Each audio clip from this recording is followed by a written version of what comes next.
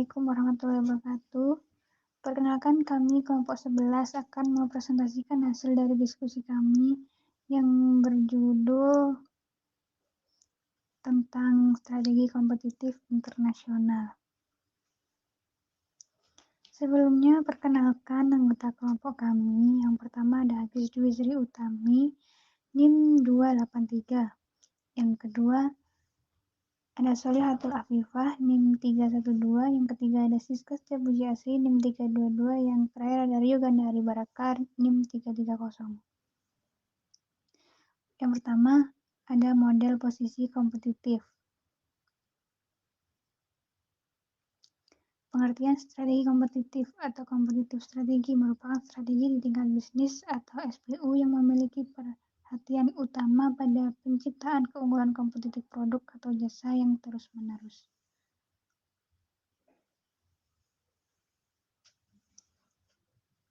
Lalu, secara umum, posisi kompetitif dinilai berdasarkan sejumlah dimensi yang berpengaruh terhadap satu, kinerja pasar internasional, overseas market performance seperti pendapatan, pangsa pasar, dan citra merek atau citra perusahaan. Yang kedua ada kinerja laba internasional seperti tingkat investasi, biaya harga, dan produktivitas.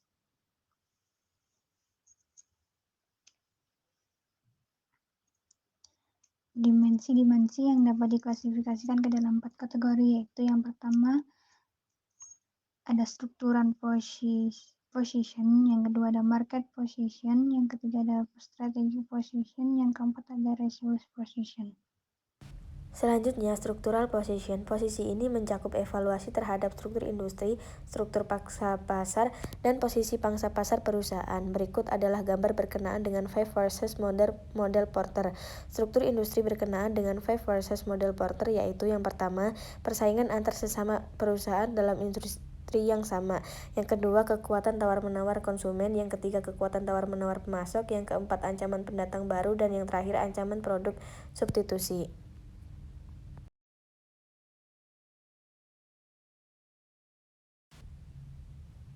Strategi position. Posisi ini menentukan apakah keuntungan perusahaan di atas atau di bawah rata-rata industri. Suatu perusahaan yang dapat memposisikan diri dengan baik dapat memperoleh tingkat keuntungan yang tinggi meskipun struktur industri yang tidak menguntungkan. Analisis posisi strategi perusahaan bisa menghasilkan peluang-peluang untuk memperkuatnya dan gilirannya akan berdampak positif pada peningkatan posisi bersaing perusahaan, di mana posisi strategi memiliki 3 level. Yang pertama, competitive stage. Perubahan dari market follower ke market challenger dan ke market leader bakal memperkuat posisi perusahaan. Yang kedua, keunggulan kompetitif. Beberapa tindakan strategi bisa dilakukan tergantung pada posisi awalnya. Yang ketiga, market coverage.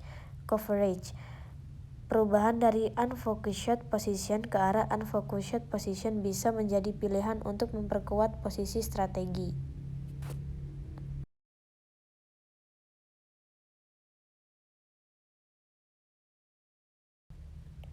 Market position mengacu pada pengakuan dan persepsi pasar relevan terhadap posisi perusahaan di pasar yang dimasuki, menyangkut keberadaan dan produk perusahaan dibandingkan para pesaing. Pengakuan dan persepsi ini berdasarkan penilaian terhadap kualitas produk, rentang produk, ketersediaan, citra, dan dimensi relevan lainnya.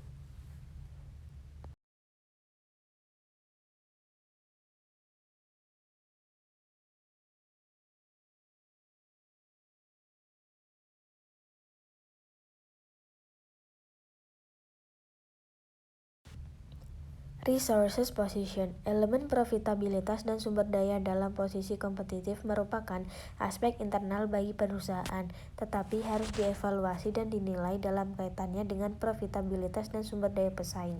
Hal ini berkaitan dengan kemampuan perusahaan untuk mendanai dan melanjutkan strategi yang dipilih dalam kaitannya dengan posisi bersaing. Strategi perusahaan internasional dominan.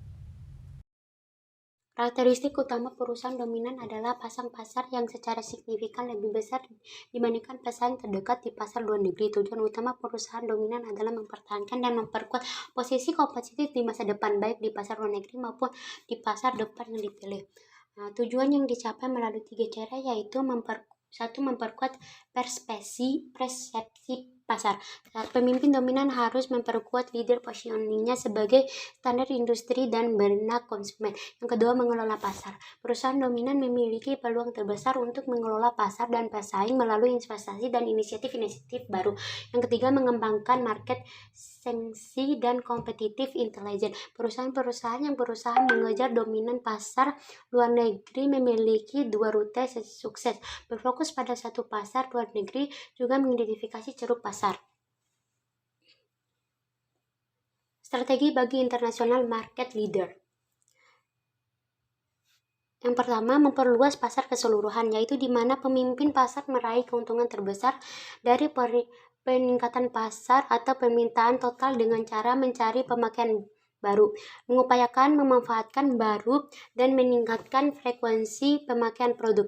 Terus kedua, melindungi pasang pasar, yaitu pemimpin berupaya meningkatkan besarnya ukuran pasar dan berusaha melindungi bisnis yang sudah ada di pasar luar negeri dari segala kemungkinan serangan para pesaing. Yang ketiga, meningkatkan pangsa pasar, yaitu di mana pemimpin pasar bisa berkembang dengan cara meningkatkan ke pangsa pasarnya. Strategi bagi international challenger. Untuk selanjutnya akan saya lanjutkan presentasinya. Penantang pasar internasional perlu memutuskan 3 pijakan strategi, yaitu yang pertama, tujuan strategi harus ditetapkan dengan cermat. Kedua, penantang pasar harus memilih pesaing yang ingin ditantang. Lalu yang ketiga, penantang pasar harus memilih strategi penyerangan yang tepat. Pemilihan strategi tersebut harus mempertimbangkan kondisi politik dan peraturan di negara tujuan pemasaran, struktur distribusi, dan loyalitas konsumen di negara masing-masing negara. Bab 5, strategi bagi international follower. Pengikut pasar merupakan salah satu target utama serangan dari penantang. Pengikut pasar dapat klasifikasi dalam 3 jenis, yaitu yang pertama, cloner, meniru secara langsung produk. Lalu yang kedua, imitator, meniru beberapa aspek dari pemimpin pasar. Lalu yang ketiga, adaptor, berusaha mengembangkan produk dan program pemasaran pemimpin pasar. Secara garis besar, strategi pengikut pasar internasional dikategorikan menjadi 4 macam, yaitu imitation, lalu yang kedua adding, ketiga stepping down, dan yang terakhir adalah flanking.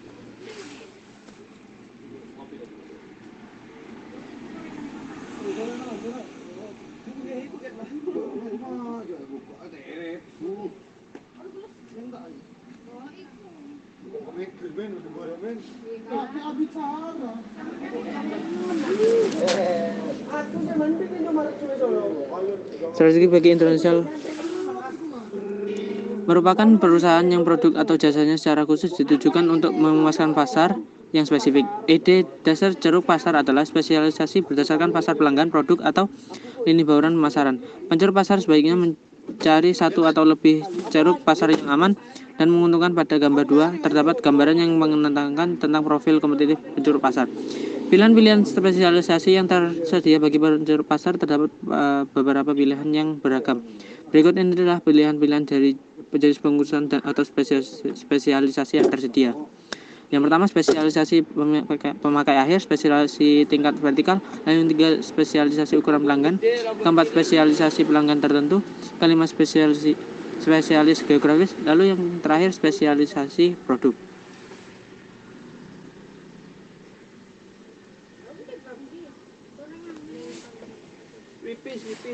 Sekian presentasi dari kelompok kami, kurang lebihnya mohon maaf. Sekian dari kelompok kami. Assalamualaikum warahmatullahi wabarakatuh.